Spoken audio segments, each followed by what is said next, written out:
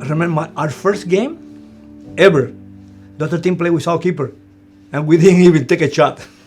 There are people who get upset when something like that happens. I didn't. It motivated me. I've been fortunate to play at different levels, but playing for my dad when I was 8 years old and playing all the way through until I went again to college, and the friendships that we developed here at MVLA was absolutely incredible. And to this day, they're some of my closest friends. You know, finishing off our youth career, playing under my dad, winning a national championship, I don't think there was any better way that we could have ended. There was a team called Delco. They have been there 5 years on the Nationals, and they have a whole page in the USA Today talking about how great they were, and we beat them 6-0. Without that experience, obviously my whole life changes. You know, my destiny is, people know me as a soccer player, and I think MVLA just gave me a huge foundation. When I started with the kids, we had Aaron Montoya as the trainer, but we had 3 teams. And so we had 3 teams together. Imagine maybe 45 kids on the field and Aaron coaching 45 kids at once. We have had a really steeped history here at MVLA. Usually we had 3 teams in an age group. We were moving towards 4, sometimes 5. We added an after-school program. We brought in Coach Ken to really do the fun of soccer at a young age. And then we did tournaments. We started doing tournaments while I was here. I created a huge matrix of all of our fields. I subdivided them.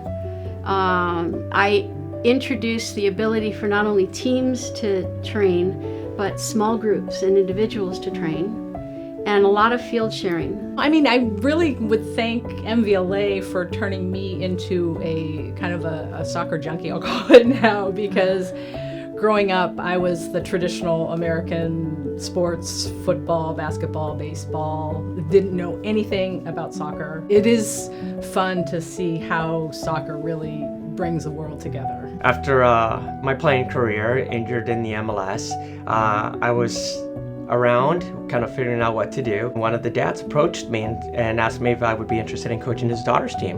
And I met with the parents, and I just told them what my vision was, and I was like, hey, let's try to win a state cup championship by the time we were U14s. And the question was, what's a state cup? And I absolutely loved that. Well, that same group stayed together and ended up winning a state championship at U14. And then at 15s and 16s, and it became the #1 team in the country. Really coming back to this community, I felt, you know, really there was an opportunity here to take the club and make it even bigger and better. I really admire the work that Albertina and Joy are doing with the club. Yeah, and I'm very thankful that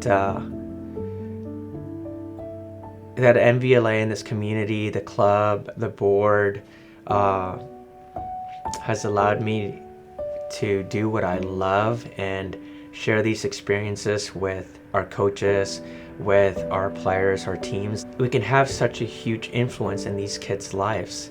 And that's what this club did for me. That's what my dad did for me.